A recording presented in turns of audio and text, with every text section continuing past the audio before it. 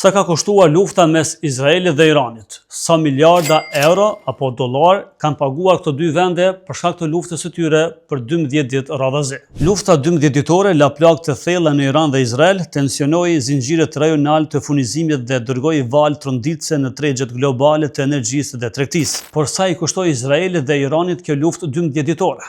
Dëmet në Izrael. Izraeli, megjithse ekonomikisht më i qëndrueshëm, nuk mbeti i paprekur. Humbjet midis 11.5 miliard dollar deri në 17.8 miliard dollar është kostoja që i kushtoi Izraelit në luftën e tij me Iranin. Sulmet me raketa dhe dron iranian goditën zona të ndryshme të Izraelit, përfshirë qytete dhe zona industriale. Infrastruktura e mbrojtjes ajrore si sistemi Iron Dome u aktivizua intensivisht duke shpenzuar mijëra raketa interceptuese. Pasojë lartë ekonomike, dëmtim infrastrukturor dhe shpenzime për mbrojtje ajrore, me kosto ditore mesatërisht 246 milion dhe shpenzime që mund të arrijnë deri në 50 apo 60 miliard dollar nëse konflikti do të zgjaste edhe pak ditë. Por cila është kostoja që paguajti Irani? Irani, tashmë në dekada sanksionesh ndërkombëtare, mbajti barrën më të rëndë. Mes 24 miliard dollar deri në 35 miliard dollar është kostoja që i ka kushtuar Iranit lufta e tij me Izraelin. Goditjet ajrore izraelite goditën bazat ushtarake, depozitat e armëve dhe qendrat e komandës iraniane, kryesisht në zona të ndryshme jugperëndimore të Iranit. U dëmtuan objekte të rëndësishme strategjike, duke përfshirë infrastruktura për prodhimin dhe mekazinimin e raketave dhe municioneve. Disa pjesë të infrastrukturës civile u prekën nga shpërthimet duke shkaktuar dëme në ndërtesa dhe rrugë, shpenzimet e larta për riparime dhe rritje të sigurisë në zonat e goditura.